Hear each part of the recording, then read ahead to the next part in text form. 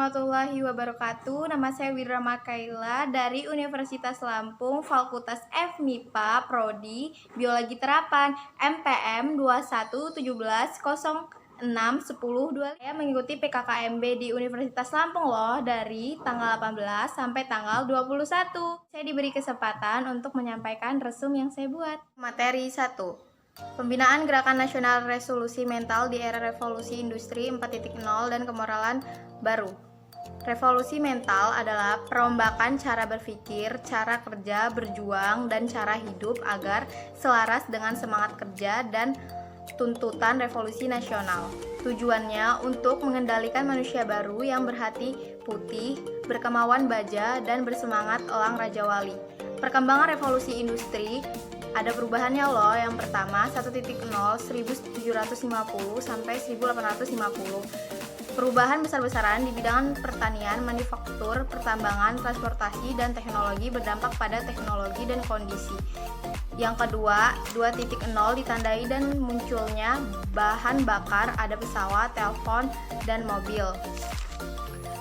Yang ketiga Yang keempat 4.0 disruptif, teknologi hadir begitu cepat. Yang kelima 5.0 konsep masyarakat yang berpusat pada manusia dan berbasis teknologi. Selain itu ada tantangan nasional loh. Yang pertama demokrasi dan transportasi, yang kedua kesenjangan, kemiskinan, kesehatan, dan pendidikan, yang ketiga kebutuhan dasar pangan dan sandang masih bergantung impor, yang keempat ketersediaan infrastruktur belum memadai, yang kelima bahan baku obat, yang keenam industri ekstraksi belum berkembang, hasil tambang banyak yang belum diolah di dalam negeri. Bukan hanya 6 tantangan nasional itu aja loh, ternyata ada 11 skills yang harus kita butuhkan. Yang pertama komunikasi yang baik, yang kedua mampu berpikir kritis dan kreatif, yang ketiga memiliki skill kepemimpinan yang baik, yang keempat mampu bekerja sama, yang kelima kecerdasan emosional, yang keenam memiliki konsep bersama, yang ketujuh public speaking, yang kedelapan manajemen waktu, yang kesembilan networking, yang kesepuluh adaptasi, dan yang kesebelas literasi digital. 2. Bela negara. Ada 3 loh yang harus kita bela. Yang pertama kedaulatan negara, keutuhan negara, dan keselamatan bangsa. Mengapa kita bela? Untuk menghadapi ancaman selama mengisi kemerdekaan. Siapa yang harus membela? Seluruh masyarakat Indonesia. Bela negara, hak dan kewajiban setiap warga negara. Ancaman-ancaman apa aja sih?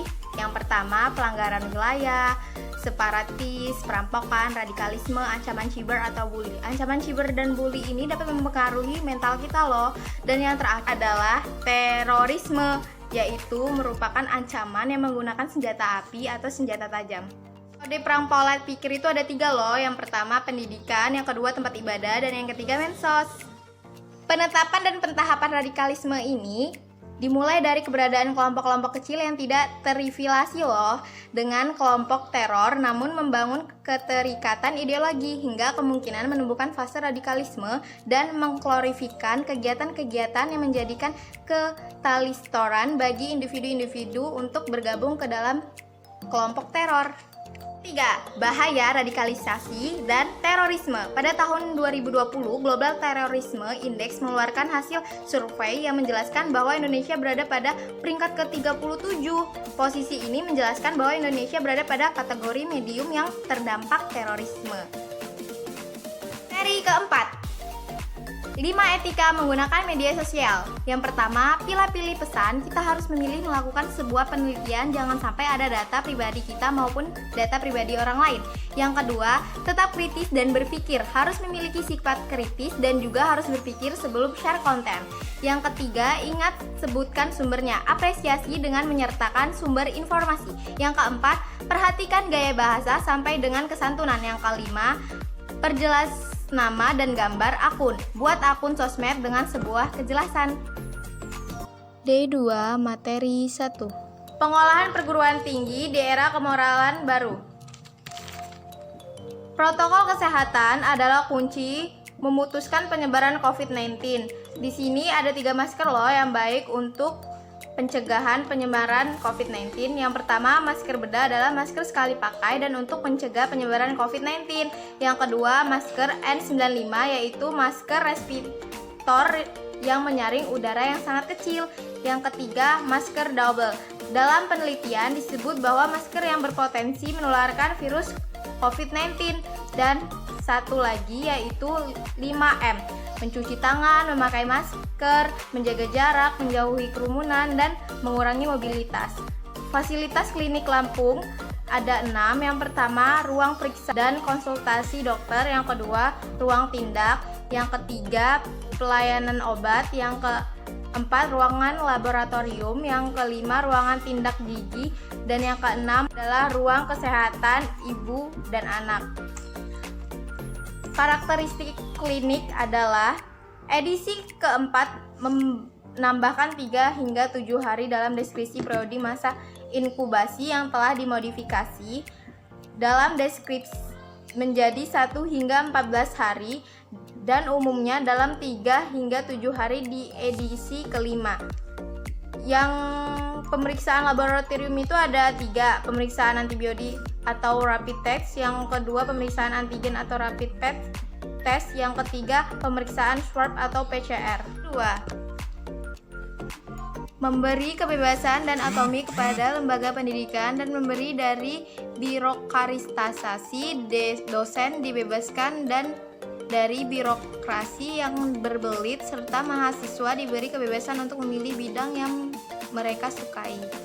Bentuk-bentuk kegiatan itu ada 8, yaitu membangun desa kuliah kerja nyata, pertukaran pelajar, magang praktik kerja, asistensi mengajar di suatu pendidikan, penelitian, proyek kemanusiaan, kegiatan wirausaha, dan proyek independen. Etika dan norma kehidupan mahasiswa di kampus. Etika, suatu ilmu yang membahas tentang bagaimana mengapa seseorang mengikuti sikap yang bertanggung jawab terhadap berbagai ajaran moral. Peran etika ada 5. Yang pertama, seseorang atau kelompok mahasiswa dapat mengemukakan penilaian tentang perilaku mahasiswa, menjadi alat kontrol atau menjadi rambu-rambu bagi seseorang atas kelompok atau mahasiswa dalam melakukan aktivitas sebagai mahasiswa. Yang ketiga, memberi prospek untuk mengatasi kesulitan moral yang kita hadapi sekarang. Yang keempat, menjadi prinsip yang mendasar bagi mahasiswa dalam menjalankan aktivitas kemahasiswaannya. Yang kelima, menjadi penuntun agar dapat bersikap sopan, santun, dan etika kita bisa dicap orang baik di dalam masyarakat. Kerjasama internasional dalam mewujudkan university adalah perguruan tinggi yang mampu menghadapi tantangan global dan mampu memberikan kontribusi nyata dalam penyelesaian masalah-masalah global dan terakan untuk manusia dan alam semesta. SKS seminar ada 2, tatap muka 100 menit per minggu atau per semester. Kedua, kegiatan mandiri 70 menit per minggu atau per semester. EKL dan penelitian, aktivitas 170 menit per minggu dan per semester. Kelang nilai E. 2. Nilai D, C, C+ dapat diulang. 3. Nilai C+ diulang di semester antara. 4. Penghapusan MK jumlah SKS minimum terpenuhi. Pelajaran SKS loh. Yang pertama, tatap muka 50 menit per minggu per semester. 2. Penugasan terstruktur 60 menit per minggu dan per semester. Yang ketiga, kegiatan mandiri 60 menit per minggu dan per semester. Strategi kerjasama Unil loh. Yang pertama, menjalani kemitraan dengan PT kelas dunia. Yang kedua, mendorong dosen untuk studi lanjut ke PT top 100. Yang ketiga, kolaborasi riset dengan penelitian top dunia. Yang keempat, kolaborasi dengan industri untuk magang mahasiswa. Yang kelima, peningkatan mutu perkuliahan dan riset. Yang keenam, akreditasi internasional PS. Dan yang ketujuh, mengaju standar internasional untuk standar dosen dan tendik. Strategi pembelajaran fleksibel. Yang pertama, input PHRS. Yang kedua, proses Bab 4, materi 1. Bab 4, materi 1. 1. Pengenalan pimpinan jurusan, ketua prodi dan kepala laboratorium. Yang kedua, profil kurikulum prodi biologi terapan serta pembagian PA. Yang ketiga, peraturan akademik dan perkuliahan. Yang keempat, bimbingan dan konseling kepada mahasiswa. Dan yang kelima, perkenalan dosen PA. Assalamualaikum warahmatullahi wabarakatuh. Sekian resum yang telah saya sampaikan. Jika ada salah kata, saya mohon maaf dan saya mohon ampun kepada Allah Subhanahu wa taala. Wassalamualaikum warahmatullahi wabarakatuh.